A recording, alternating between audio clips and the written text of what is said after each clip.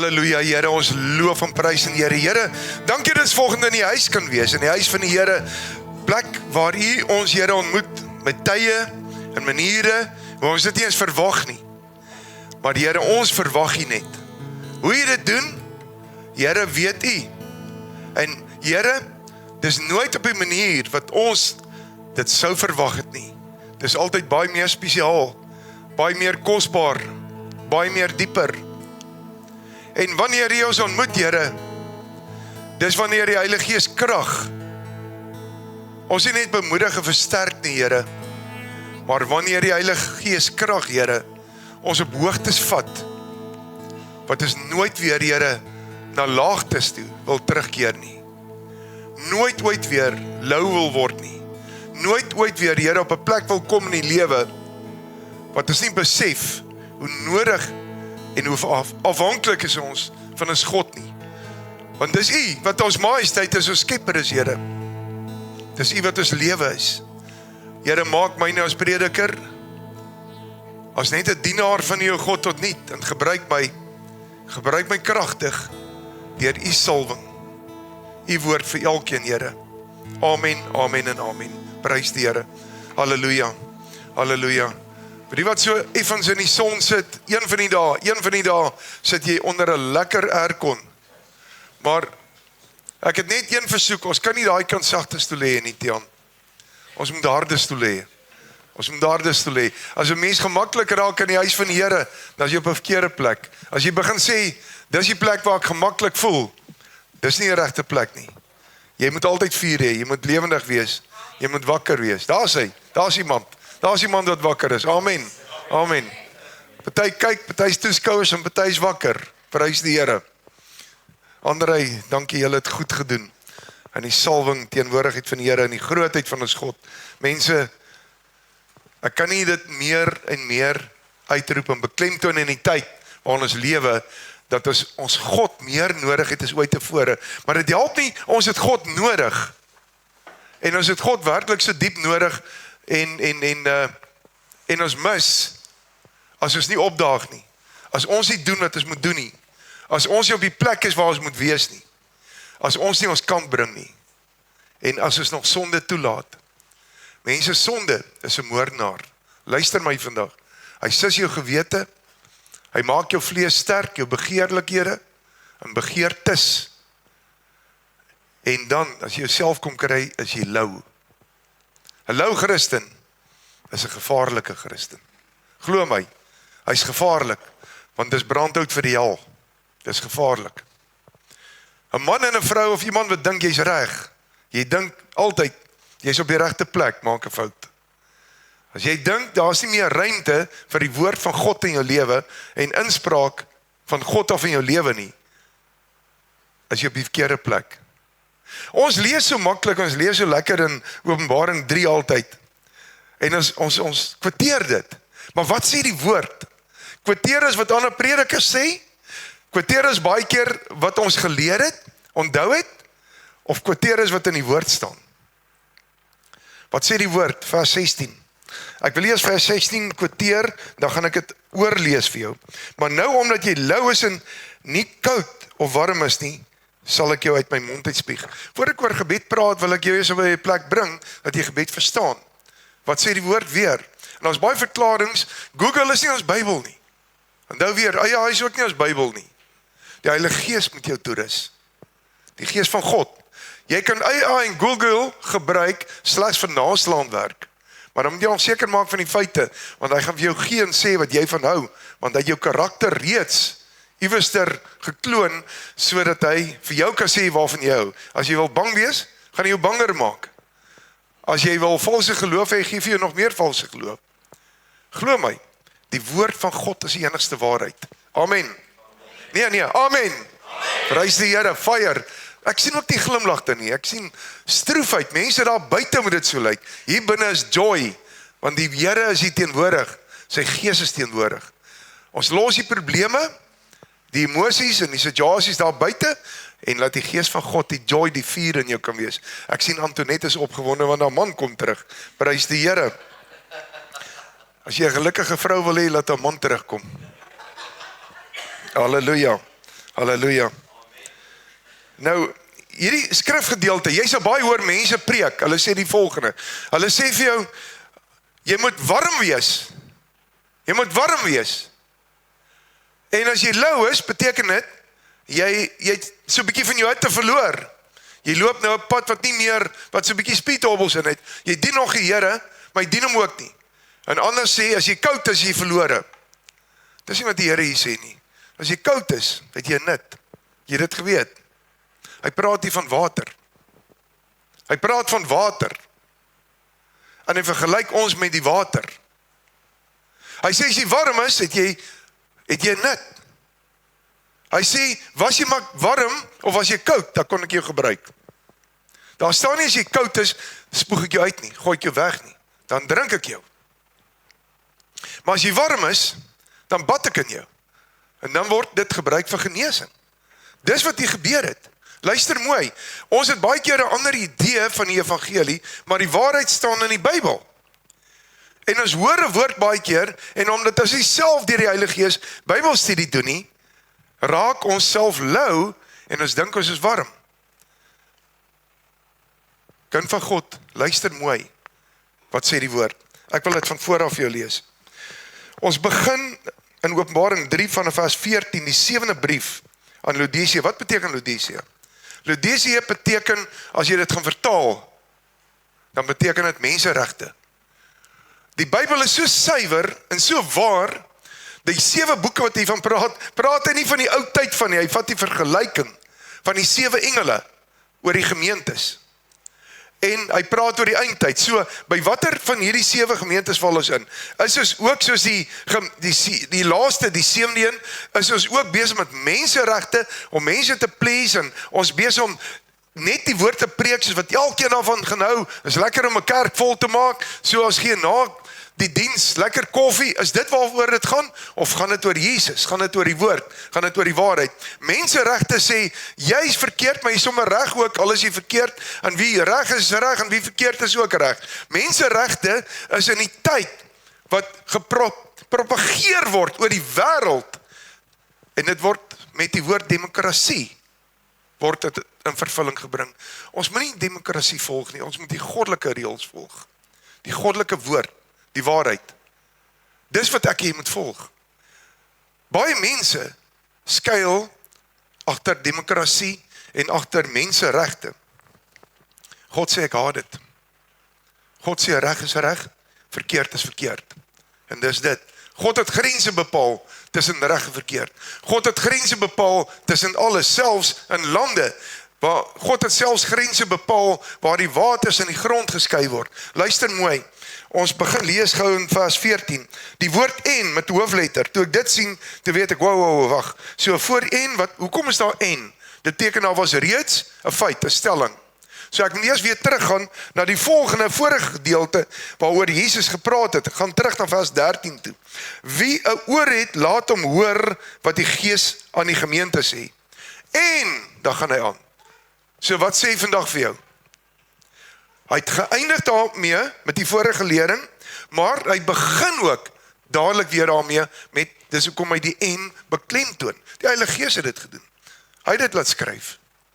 33 vertaling, ek weet nie wat sê die ander vertaling sê, maar hy sê en skryf aan die engel van die gemeente van Laodicea. Het ons 'n engel hier by ons vandag? Ja, elke gemeente het 'n engel. Het jy dit geweet? Hier staan dit. Elke gemeente het 'n engel. Ek predik vandag, ek moet ingebid wees, ek moet Heilige Gees gelei wees, anders rapporteer die engel aan die meester en hy sê, hierdie prediker verkondig 'n vals woord. Hy sê Heilige Gees gelei nie. En dan begin Vader ons deur toetse sit. En dan moet ons skielik begin broodjies verkoop en goed verkoop om te oorleef. En skielik moet ons begin bazaars hou en snaakse dinge en ons is besig met die wêreld wat ons die kerk moet invoer om te oorleef. Want die engel het gerapporteer. Maar as die engel kan sê, hierdie gemeente is in fire, hulle is in lyn, die Gees van God lei, en ons staan in diep waarheid, dan sê Vader, kom ons vertrou hulle nog meer, kom ons gee nou, na 'n tyd van die Gees van onderskeiding, so bietjie meer, kom ons gee die Gees van Kan as iemand net vra om die mense buite te help, dankie Mandy, dankie Mengel. En dan gee hy dalk, nie dalk nie, verseker op 'n stadium, die gees van gesondmaking, genesing. Hoe meer God ons kan vertrou en die vrug wys wie jy is en wat ons gemeente is, hoe meer sal daar 'n vrug wees wat God gee. Amen. Prys die Here. Kom ons gaan aan. Hy skryf aan die engel van die gemeente van Laodicea, dit sê die Amen. Met ander woorde, so sal dit wees. Klaar. God gesê het, so sal dit wees oor hierdie gemeente, as ons in die wil van die Here is.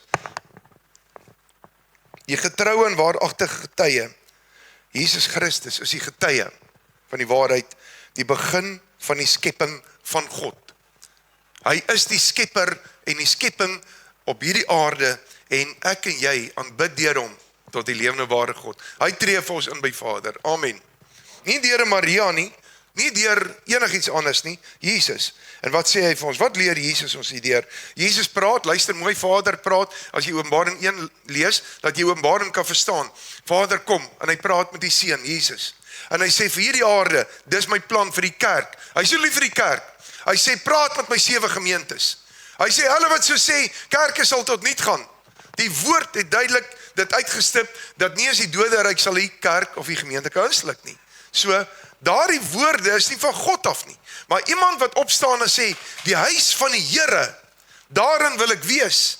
Ek wil groei by lopende waters, by sy liefde en sy grootheid, sy teenwoordigheid, daar wil ek wees. Met ander woorde, ek wil 'n groeiproses elke keer in my beleef, so dat die Gees met my praat en jou aanraak waar jy sit. En dan is jy op die regte plek, dat jy 'n leerbare gees, met ander woorde, die getroue waaragtige getuie, die begin van die skepping. Ek ken jou werke. Hy sê, ek ken jou werke. Vader praat tot Jesus, Jesus praat tot die engel praat tot Johannes, en Johannes skryf die visioene neer wat hy sien. Gaan lees Openbaring 1, dan verstaan jy dit. En dis hoekom Openbaring vir ons hierdie tyd so belangrik is. Hy sê, ek ken jou werke, dat jy nie koud is, en ook nie warm nie. Was jy tog maar koud of warm? Baie mense sê, as jy koud is, jy verlore. Dis nie wat hy hier bedoel nie. Glad nie. Jy het 'n nut. Hy sê, nou kan ek jou gebruik. Dis wat daar staan. Was jy warm, het jy ook 'n nut. Met ander woorde, hy sê nie, jy's in jou gees en jou sielsmens koud nie, verlore nie. Hy sê, jy het 'n nut. Jy het 'n nut. Ons moet hierdie verhaal verstaan, om te besef wat Jesus hier bedoel. Ons weet dat Laodicea, as jy geskiedenis gaan navors, het geen water gehad nie. Luister nou mooi. Daai stad het nie water gehad nie. Maar hy het ontstaan as gevolg van die goeie handelsroetes wat hy gehad het, waar baie mense oor hierdie handelsroetes heen getrek het. En daar het 'n man eendag gekom in die stad as sy vrou vernoem. Hy het aan haar regte gegee, menseregte. En hierdie stad was onder hulle beheer gewees. En dit het ontstaan as gevolg van goeie handelsroetes, waar baie kamele, met ander woorde karavane deurgetrek het. Dis roetes, mense wat gaan handel dryf het. En dan het hulle oogsalf onder andere in hierdie stad vervaardig. Oogsalf vir mense wat wêreldwyd versprei was, deur Asië en sekere ander dele in die Midde-Ooste. Hulle het wol gehad, kwaliteit wol, en produkte wat hulle kon versprei het. Hulle het gevoel, hulle het nie die Romeine eens nodig om hulle stad op te bou nie. Hulle is sterk genoeg. Hulle het gedink hulle is ryk. Hulle het gedink dit gaan goed met hulle. Hulle het gedink hulle is welhof. En wat die beste van alles is, hulle het geen water gehad nie. Was geen waterbronne nie, maar daar was in ons terme ingenieurs, slim manne, wat pyplyne gebou het en kanale van Kolosse af, en ek moet altyd hierdie naam mooi kyk om reguit te spreek, Hierapolis uit. Nou Hierapolis, wat interessant was, se water kon jy daar drink in Hierapolis, maar die oomblik as dit in die kanaal afkom, as gevolg van 'n sekere reaksie deur die kanale en die pype, het dit begin om sekere reaksies te vorm. Met ander woorde, sekere chemikalies op te neem. En teen die tyd wat dit hier is, by Laodicea is, dan is dit lou, maar dit is sleg. Die chemikalie is nie goed vir jou nie, dit is dodelik. Jy kon dit nie eens in jou mond behoorlik sit en uitspoel nie, dit is bitter, dit is sleg. So daai water het nie 'n nut gehad vir hulle op die einde nie. Maar van Kolosse af het lekker koue water aangekom. Kolosse se water was vas en koud. En daar was geen reaksie aan die kanale nie. So daardie water in die pype het by hulle uitgekom, kon hulle gebruik. En daarom sê Jesus, daardie water wat ek nie kan gebruik nie, die oomblik as dit in my mond kom, dan smaak dit sleg, dan spoeg ek dit uit. Maar die ander water wat lekker koud is, dit kan ek neem en drink. Laodicea moes met ander woorde water begin stoor, en van die water het baie warm geword. Dit was 'n warm, harde area. Maar daardie water kon benut word vir medikasie, doeleindes, baddens waarin hulle mense genees het, en om in te was en om te bad, terwyl die koue water gedrink word. Al twee hierdie waters het 'n doel gehad, het 'n nut gehad. Luister mooi, kind van God. Wat is jou nut in hierdie lewe? Wat is jou nut vir Jesus as hy jou in sy mond sit? Kan hy sê, dis smaaklik? Of kan hy sê, ek kan jou ten minste gebruik? Of moet hy jou uitspoeg? Wanneer spoeg hy jou uit? Wat sê Jesus vir ons deur die woord? Wat Johannes het gesien het. Luister mooi. Hy sê vers 17, want jy sê ek is ryk en het verryk geword en het aan niks gebrek nie, en jy weet nie dat jy is wat ellendig en beklaanswaardig en arm en blind en naak is nie. Ek raai jou aan om van my te koop. Luister mooi, wat beteken dit? 'n man wat lou is gevaarlik. Hy weet iets van Jesus af en hy dink hy kan bid. Hy dink hy ken die evangelie. Maar met sy ander voet, so stil sal hy in sonde staan. Die ander voet, waar niemand hom kan sien nie, sal nog steeds sondig. Aan die een kant lyk dit of hy warm is, maar hy's lou. Maar aan die ander kant, hierdie sonde het hom sleg gemaak in die mond van die Here. Sonde wat nie ophou nie. Moedswillige sondes. Sondes van die vlees. Sondes van hoerery. Sondes van vrot gedagtes. Van 'n vuil hart. Sondes wat nie klaar mee gemaak word nie, maak jou lou. En as iemand jou teregwys, dan sê ek ken die Here, ek bid, ek is bely, ek is voorgestel, maar hy drink nog net so hard. Ek ken die Here, maar ek skinder nog net so baie. Ek ken die Here, maar eintlik is ek nog net so besig met oordeele, en ek dink ek is so heilig, dat niemand moet my niks vertel van die woord nie. Ek ken die Here, so ek het nie nodig om tyd af te sonder en werklik te bid nie. En as ek moet keuses maak in die lewe, sal ek dit ten koste van die Here doen. Christene doen dit baie keer. As jy op 'n Sondag goeie besigheid kan hê, jy moet kies tussen God en die besigheid. Wat gaan jy kies?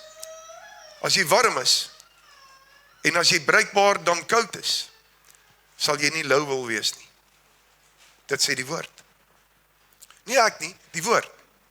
As jy op die dag wat jy eintlik in die huis van die Here kan wees, kind van God, 'n keuse moet maak, Judas kyk na Jesus, en hy beskou hom as 'n rabbi, nie as die verlosser nie. Hy het hom 'n rabbi genoem, terwyl die ander disippels Jesus Here genoem het, noem hy hom rabbi. Maar hy sien hierdie rabbi kan ek uitverkoop, want hierdie stuk grond wat ek begeer, dis vir my baie meer werd, as om nog verder hierdie rabbi te volg.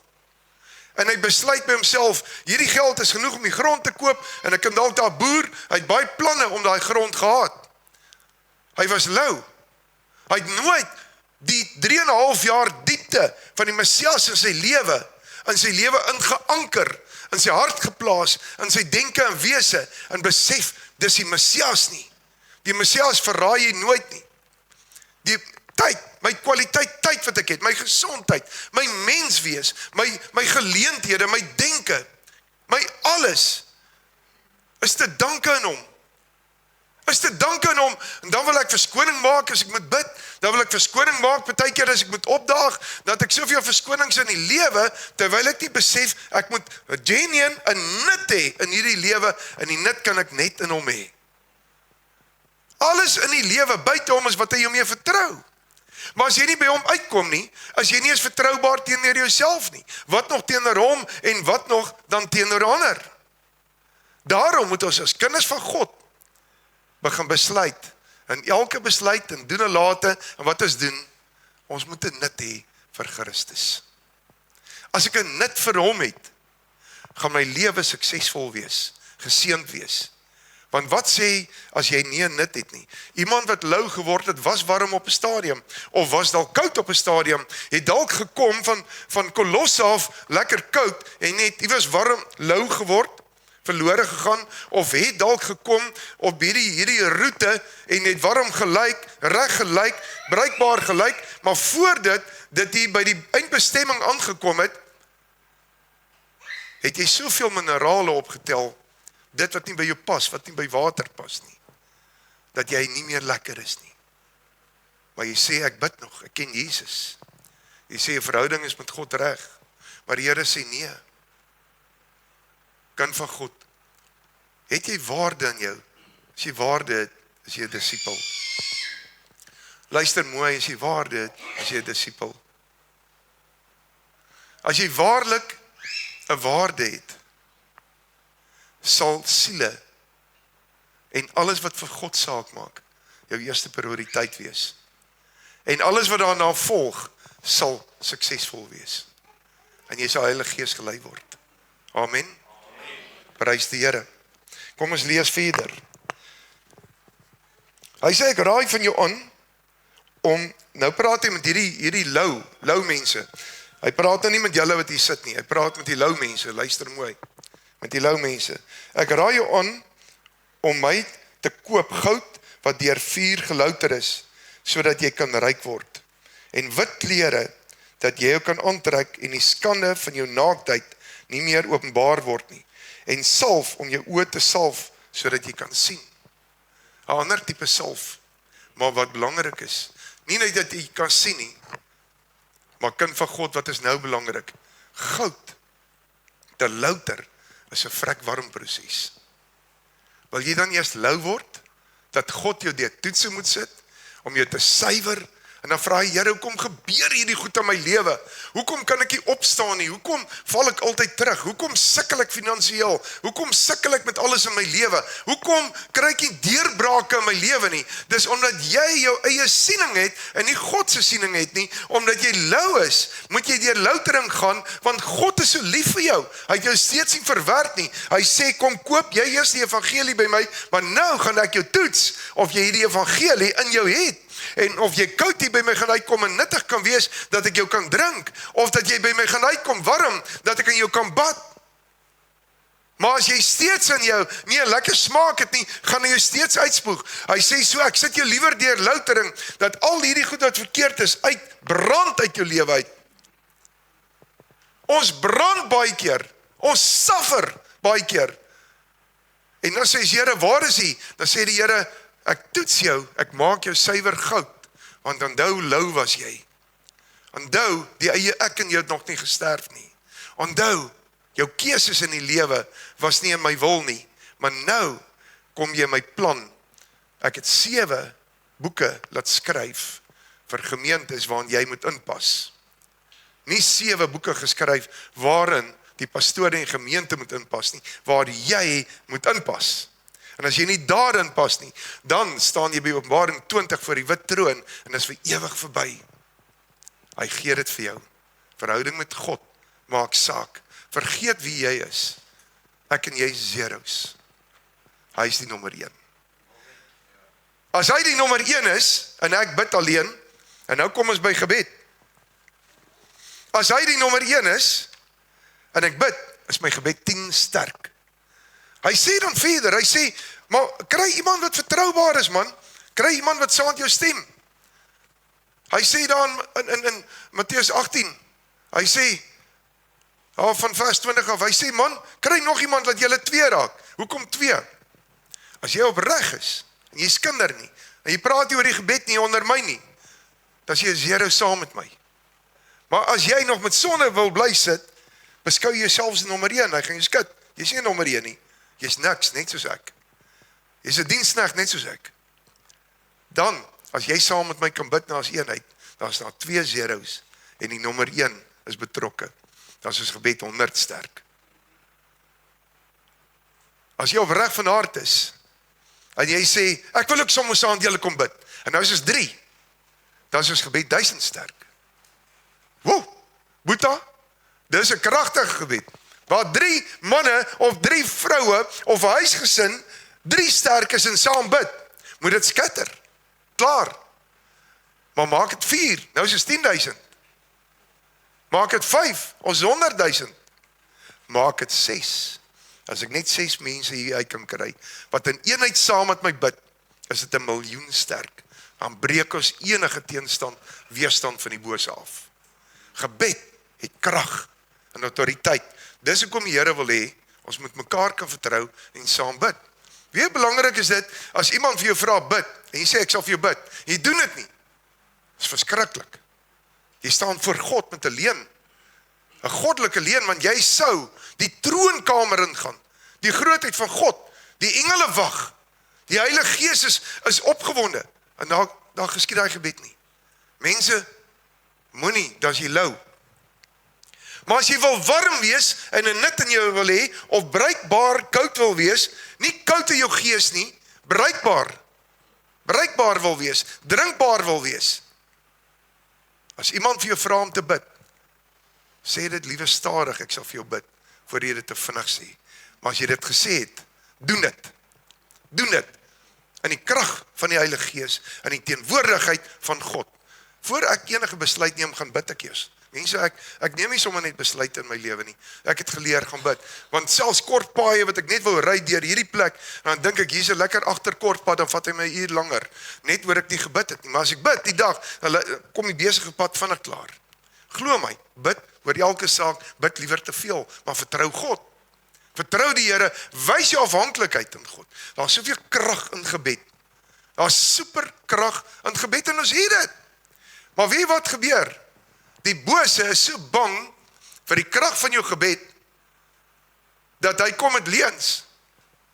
En hy gee leuns deur mense wat nie bid nie. Mense wat nie bid nie, gee vir jou raad. Mense wat nie bid nie, sê vir jou man, gebed werk nie. Mense wat in elk geval nie bid nie, sal kom en dan luister Christene na hulle, terwyl ons na God moet luister, terwyl hy sê bid, terwyl hy in Lukas vir ons leer, hy sê, bid die saak deur, ons dink maar net in daai geval, kind van God, wat Jesus ons geleer het, die vrou gaan na die onregverdige regter toe. Onregverdigheid moet draai en gehoor gee, as jy bly bid. Ongeregtigheid sal moet gehoor gee, as ek bly bid. Sy het nie net een keer na hom toe gaan nie. Hy het later besef, hierdie vrou gaan my dalk floor. Dis wat die woord sê. Hoe sê my Boeta? Handelinge 5 vers 5. Dis dalk dit. Die bose het besef, want daar staan, nou gaan sy my pak gee, staan daar, gaan lees dit. So die duiwel is bang.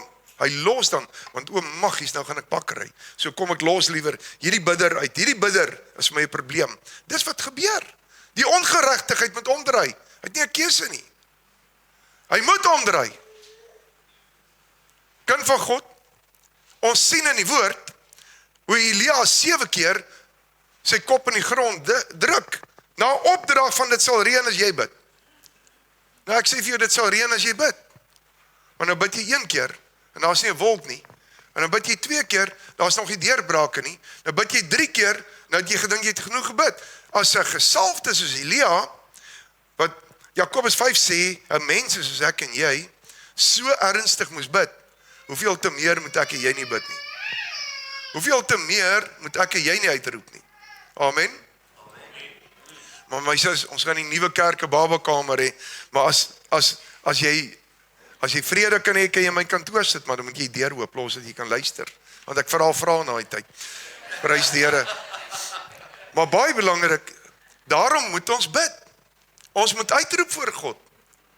Mense, ons leef in 'n tyd, as ons mooi kyk wat om ons aangaan, dan sien ons al die demone openlik. Hoeveel te meer moet ons nie bid nie. Jy kan nie hand om die lyf wil loop met 'n ou wat vol demone is nie. Jy kan nie aan 'n ou se etenstafel gaan sit wat nie opreg is nie. Het jy dit geweet? Die woord sê dit vir ons. Jy kan nie met 'n sondaar wat moetswillige sonde teen Christendom staan, 'n pad stap nie. Maar daarom het God tyd vir 'n man wat genuine koud is. Hoekom? Want iemand wat koud is leerbaar en soek God. Iemand wat koud is nie lou met 'n klomp verskonings stories nie. Iemand wat koud is bruikbaar, want ek wil ook warm word. Iemand wat koud is, met ander woorde, kind van God, sal alles insit om warm te word. Maar hulle wat warm is, moet oppas dat hulle nie lou word nie, want dan verloor jy jou nut. Onthou dit. Staan op elke oggend van jou lewe. Ons moet 'n gemeente raak wat bid, wat bidend is. Ek kyk nou hoeveel letterlik oor die land, is daar duisende mense wat elke oggend 4 uur saam met ons bid, op verskillende groepe. En hulle bid, en ons bid in krag.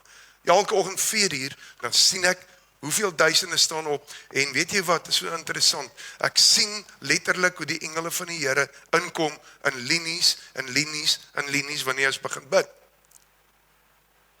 Hoekom slaap 'n mens in die tyd, wat dit die 4de nagwaak is? Geslaap liewe vroeër, vra die Here om jou krag te gee. Bid, ons moet 'n biddende gemeente wees, want hoe meer ons vertroubaar is, gaan God ons meer vertrou. As jy jouself kan vertrou, hoeveel te meer gaan God jou nie kan vertrou nie. As jy nie meer lou is nie. Moet daar 'n draai in jou lewe kom. Moet daar genesing kom.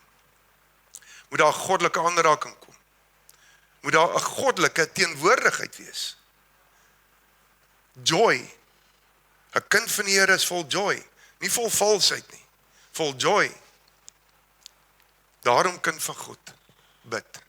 Praat met die Here. Vertrou die Here. Ek het vir jou baie skrifte gee, maar was 'n tyd in my lewe, 24 jaar terug, 26 jaar terug, die dag toe ek Jesus Christus in diepte en waarheid ontmoet het hy my leer bid. Het die Heilige Gees my leer bid.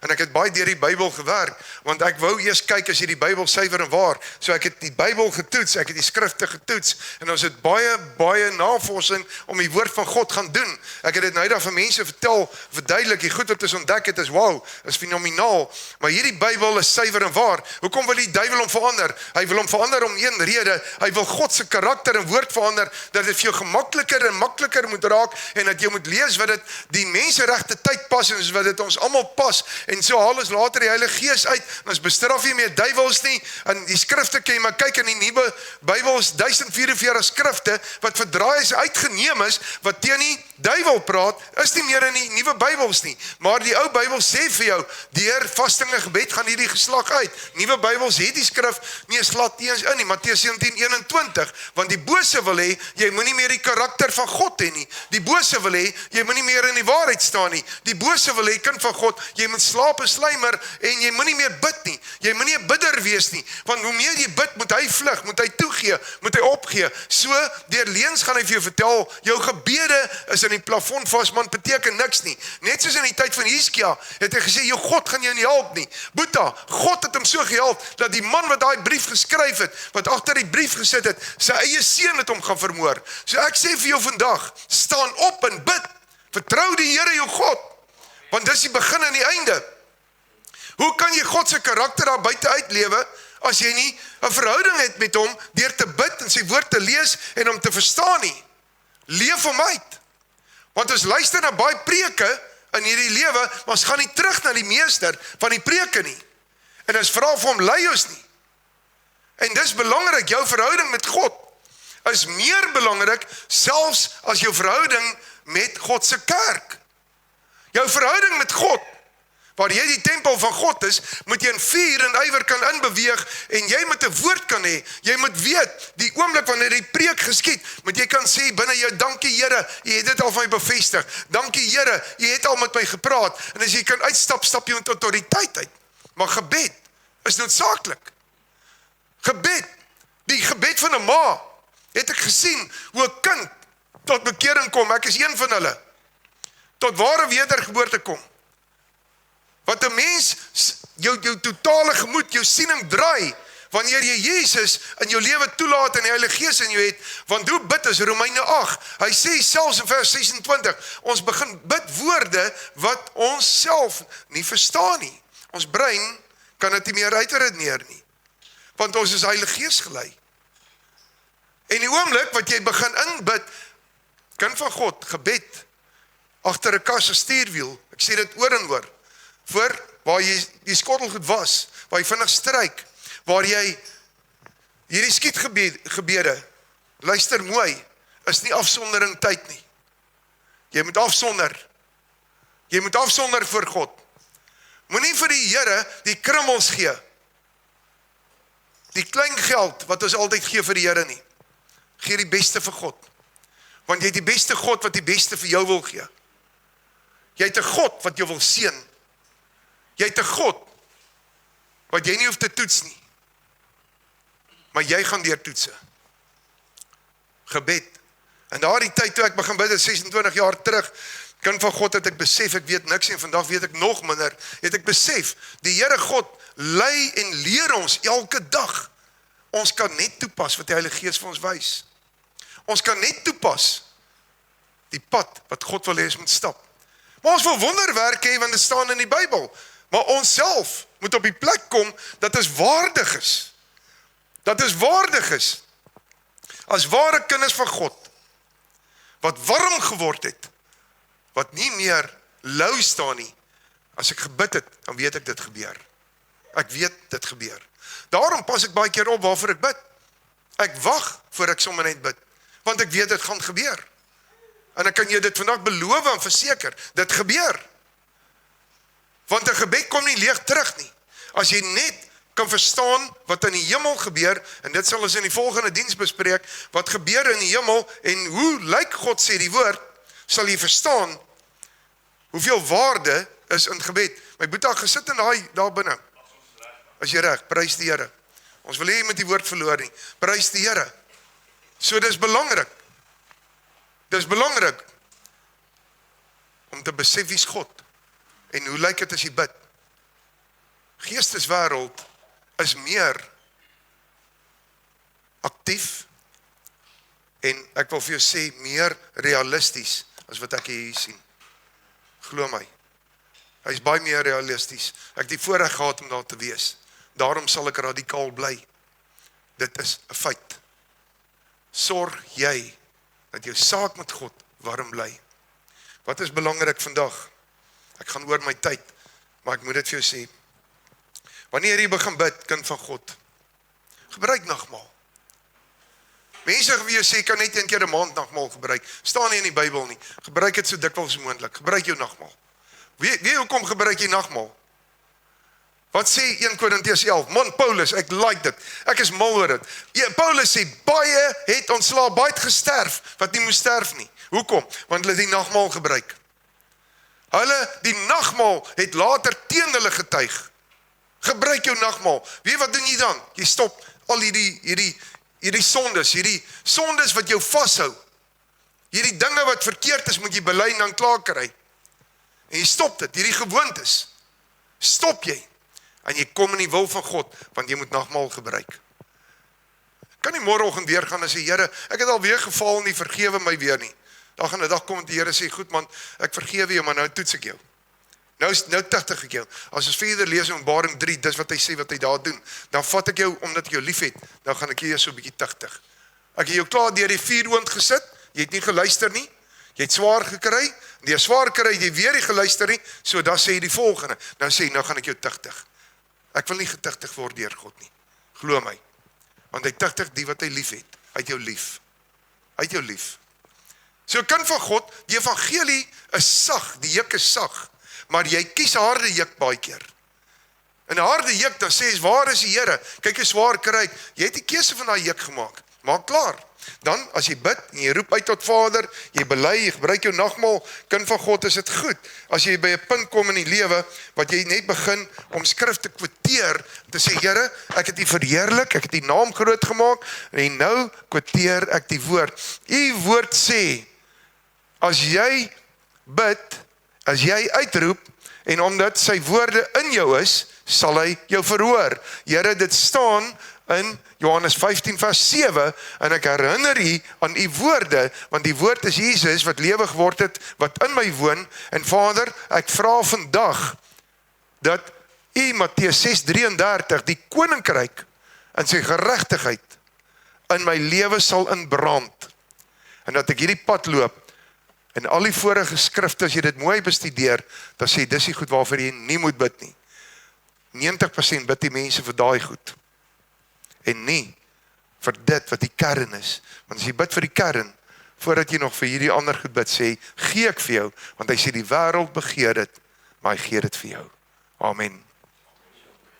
Prys die Here, my tyd het my ingehaal, maar as wat die Heilige Gees dit wil hê, so is dit. Raak stil voor God net. Raak stil vir die Here. Dis jou kwaliteit tyd. Mense, ek het al gesien hoe jou vyand omdraai en vir jou begin aandra, waar dit onmoontlik is, deur gebed, verhouding met God. Ek het al gesien hoe die onmoontlike dinge in die lewe gebeur, deur gebed. Ek het al gesien hoe God jou begin vertrou en met jou praat en deel. Satan kan net oor jou verlede praat, maar God deel die toekoms met jou. En hy praat met jou. God deel dit soveel te meer met jou, dat ons weet al wat gaan wag, wat gebeur, deur net die Bybel te lees. Weet ons wat is volgende wat gaan gebeur. Die Here is lief vir jou. Jy is kosbaar. Maar leef hom uit. Wys vir die wêreld, jy's 'n bidder. Volgende ou by jou kla, dan sê van Boeta, kom ek bid gou vir jou. Want ons gaan nie daai klagte as oop in ons hart maak nie. Volgende ou by jou kom en sê, voel siek, uit 'n kopseer, dan sê, voor jy 'n grandpa drink, kom ek bid eers vir jou. Mense moet jou kan sien, as 'n ware kind van God, wat nie skaam is vir die Here nie. Ek kyk, en ek sluit af daarmee, hoe Petrus lê in die gevangenis. Petrus slaap. Hy moet sy kop met môre afgekap word. Die byle is geslyp. Is gereed om sy kop môre af te kap. Sal jy slaap? Ja, as jy God dien in waarheid. Want wat ook al gebeur, maak jy my dood as ek klaar by Jesus.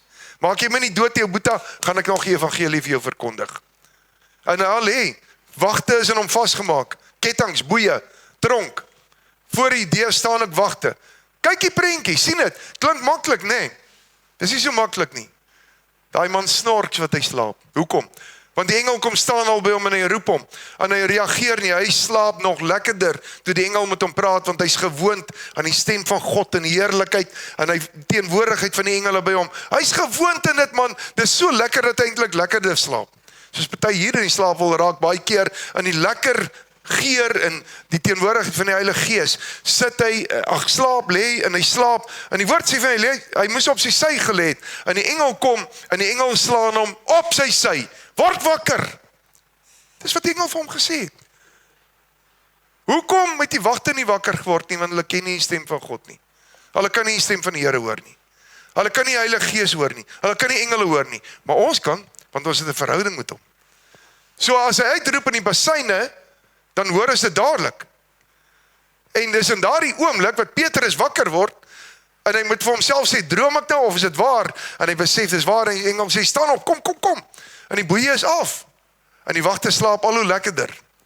Daar waar jy is teenwoordig in die wêreld, as jy in die salwing van God is, sal die vyand slaap. Hy sal slaap, maar jy sal staande bly. En hy staan op. Hy staan op en die tronkdeure is oop. Wie en wat kan God keer as hy 'n deur vir jou oopmaak? Stap hy uit. En buite eers, toe besef hy, maar dis engel gewees, toe is hy eers werklik wakker, so vas het hy geslaap. Gaan lees die woord. Eers toe hy buite is, toe besef hy wat hier aangaan. Ek droom nie, ek is vry. Maar bo in die bokamer het dit gedreun. Daar was zeros wat gebid het. In die bokamer, toe hy klop in die deur, toe skrik daai diensmeisie verskriklik. En sy sê, Petrus staan voor die deur, anders sê sy 'n spook, kan nie wees nie.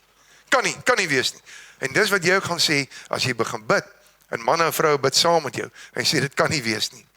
En dan sal getuig gesê, maar dis God gewees. As God in jou lewe is, moenie speel met jou lewe nie. Moenie speel met siele wat daar buite loop nie. Jy nooi hulle 100 keer, veral as die nuwe gebou het. Jy nooi hulle 1000 keer. Hulle moet wel weghardloop as hulle jou sien. Prys die Here. As hulle nog so hardloop hulle die kerk in. Dit maak nie saak nie. Nooi. En as vertrou God in vuur en waarheid. Autoriteit. Jy het autoriteit. Hoekom is jy bang partykeer? Nee man. Staan op in daai vuur. As jy gebid het, die gety moet draai. Maar ons wil baie keer hê die Here moet doen soos wat ons dinge wil. Nee, hy sal dit doen na die beste van wat hy dit kan gee. Ek moet afsluit, die volgende diens begin. Kom ons bid saam. Here, ek dank U vir die woord en die waarheid. Ek dank U, Here, dat U ons lei in hierdie krag. Vir Here, ek het 'n behoefte en 'n uitroep oor hierdie siele, dat elkeen dieper en nader aan U sal kom. Met soveel vuur en krag, autoriteit, en niemand sal opgee nie. Niemand sal toegee nie. Ons sal bly volhard, want ons God is met ons. Here, ons is heroes. U is die nommer 1 van ons lewe. 'n Goue Here nommer 1. Waarna mense eens kan kyk, jy is te heilig. Maar ons heroes, Here, staan sterk teenoor U, by U. En ek verklaar lewe oor elkeen, vrede, guns, genade, en Jesus Christus in alle waarheid. Mag elkeen geseënd wees met 'n gebedsgees, met nuwe moed, nuwe krag, nuwe autoriteit in Jesus naam. Amen, amen en amen. Prys die Here.